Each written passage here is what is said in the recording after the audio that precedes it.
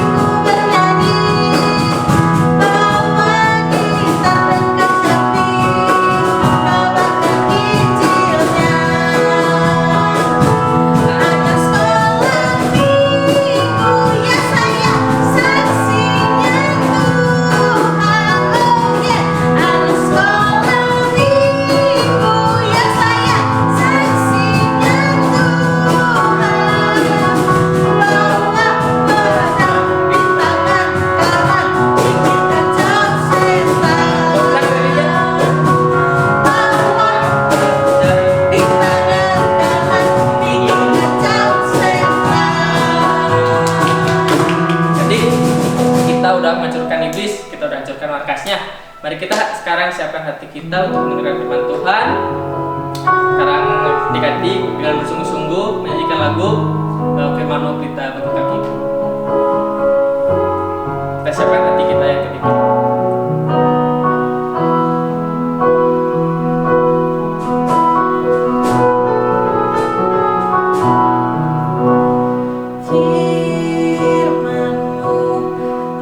Terang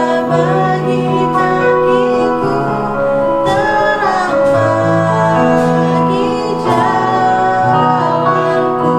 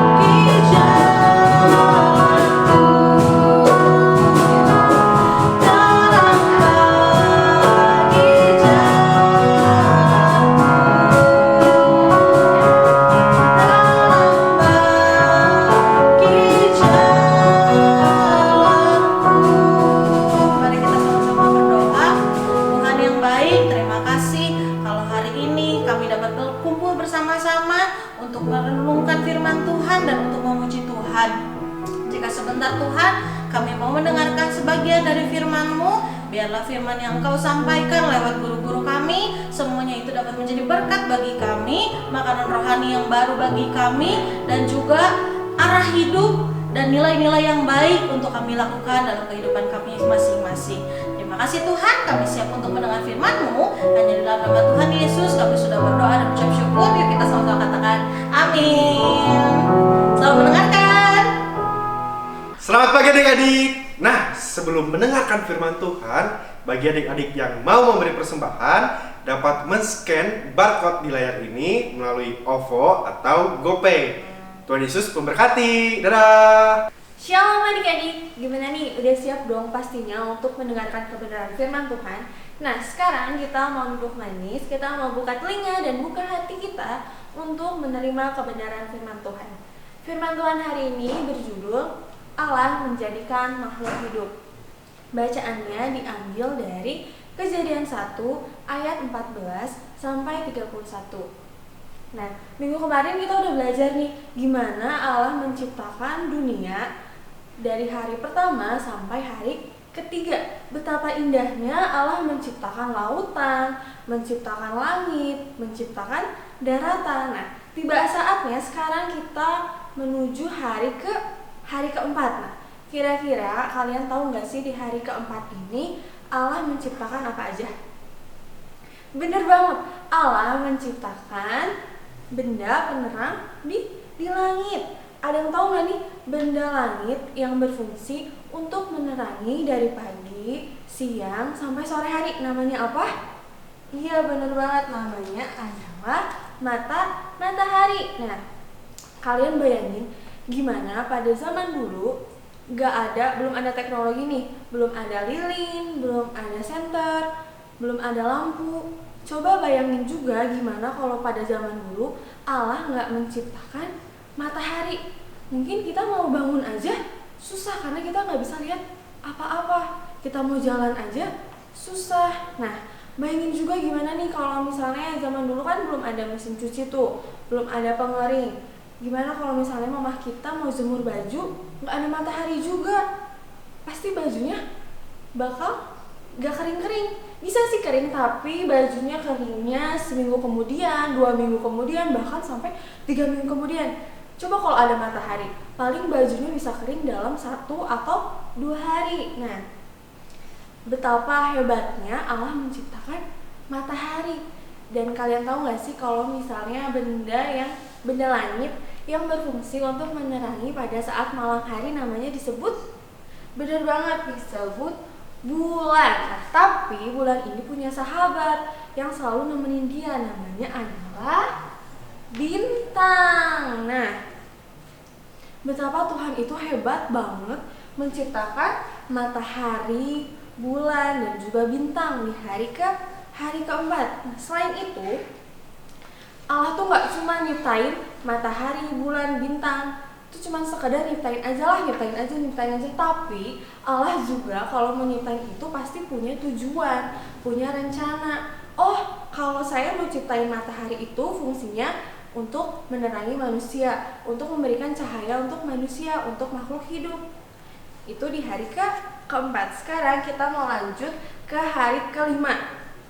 Kira-kira menurut kalian di hari kelima ini Allah menciptakan apa sih? Iya bener banget, di hari kelima ini Allah menciptakan ikan-ikan di lautan dan juga burung-burung di udara. Nah, seperti biasa Allah itu kalau menciptakan apapun itu pasti ada tujuannya, ada alasannya. Nah, kira-kira menurut kalian nih, apa sih tujuan Allah menciptakan ikan-ikan di lautan? Iya bener banget. Jadi mungkin sebagian kalian udah tahu nih kalau misalnya jumlah ikan atau jumlah jenis ikan di Indonesia tuh banyak banget, ribuan bahkan. Nah, tapi fungsinya apa sih? Fungsinya itu banyak. Ikan itu bisa kalian pelihara. Mungkin kalian di rumah nih ada yang pelihara ikan koki, ikan koi, ikan cupang. Nah, selain bisa dipelihara, ikan juga bisa dimakan, bisa digoreng, bisa dibakar, bisa dipesmol. Wah, pokoknya banyak banget nih Nah, terus kalau misalnya burung-burung di udara fungsinya apa sih?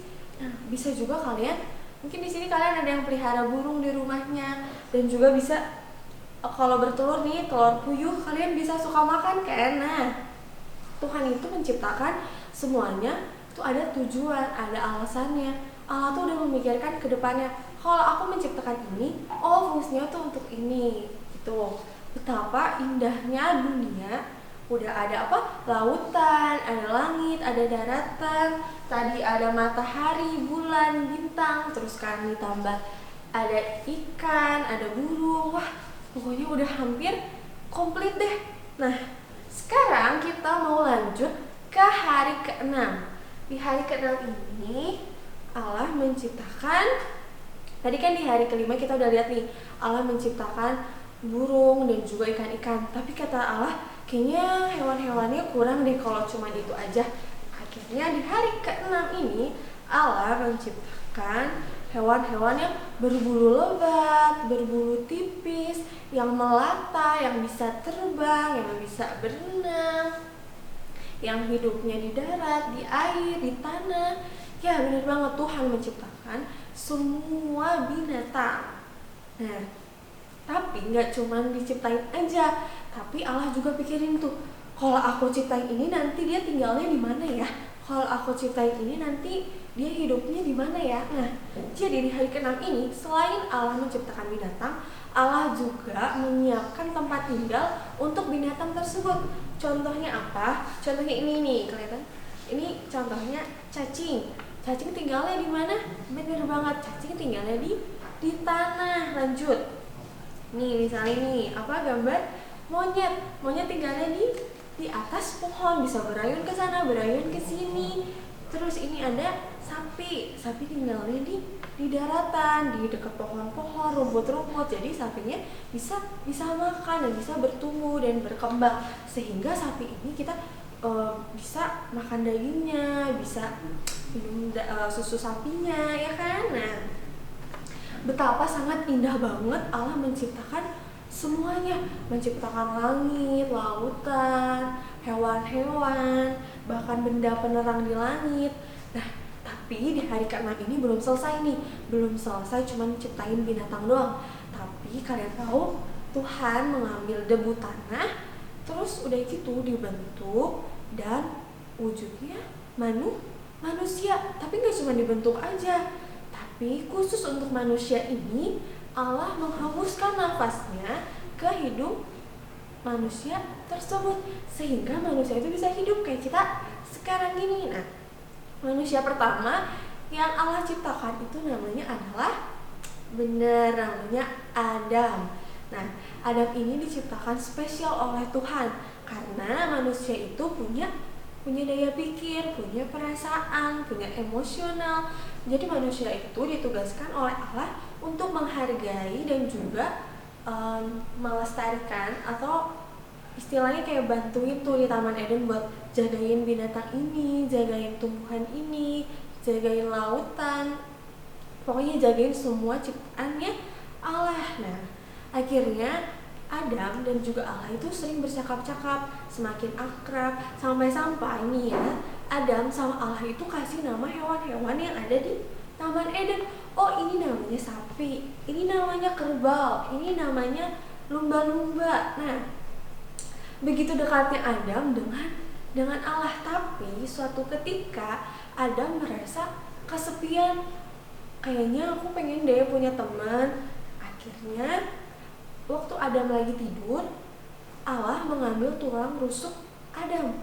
Ketika ada diambil, lalu dibentuknya lah seorang wanita. Nah, wanita ini namanya Hawa. Nah, Hawa ini diciptain Allah untuk menemani Adam, untuk menjadi penolong Adam, untuk menjadi temannya Adam di Taman Eden. Nah, sehingga Hawa ini dijadikan sebagai istrinya Adam. Nah, akhirnya Adam dan Hawa hidup di Taman Eden dengan bahagia. Mereka bisa lihat-liatin lautan, mereka bisa liatin binatang yang ada di lautan, mereka bisa liatin tumbuh-tumbuhan yang bagus, bisa makan buah. Wah, pokoknya enak banget deh hidup di Taman Eden. Itu hari ke-6. Nah, kira-kira nih ya, menurut kalian kenapa sih kita tuh spesial? Ya, karena kita tuh sama kayak Adam dan Hawa, diciptakan segambar dan serupa dengan Allah. Apa sih maksudnya segambar dan serupa dengan Allah?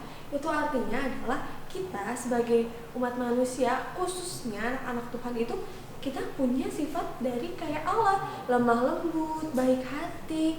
Nah, Allah juga menitipkan Roh Kudus ke dalam setiap hati kita. Tapi kadang kita udah diingetin sama Roh Kudus, kita tetap melakukan hal yang salah. Misalnya kita mau nyontek nih, misalnya kita lagi ulangan, terus kita lupa nih ini apa sih jawabannya, kita nggak tahu itu jawabannya apa. Nah, terus kita kepikiran, udahlah aku mau lihat buku aja, gitu cuma satu soal doang kok. Nah, tentu saja di dalam hati kita Roh Kudus pasti ingetin, nggak boleh, itu tuh dosa loh nyontek itu. Tapi kadang kita, udahlah nggak apa-apa, udahlah nyontek aja kok cuma satu ini, nanti kalau misalnya nggak nyontek aku dimarahin sama mama. Nah, sebenarnya Roh Kudus itu udah ngingetin kita, tapi kita juga punya kehendak untuk mau ikutin Roh Kudus atau enggak. Nah, kita sama-sama mau belajar nih. Kalau misalnya kita udah tahu itu salah, kita nggak usah lakuin. Lanjutin lagi kita ke hari 7. Tadi kan kita udah lihat, udah ada manusia, udah ada hewan, hewannya udah ada yang di lautan, ada yang di daratan. Wah, semakin komplit. Akhirnya Allah memutuskan untuk hari ke-7 adalah hari dimana saya untuk beristirahat.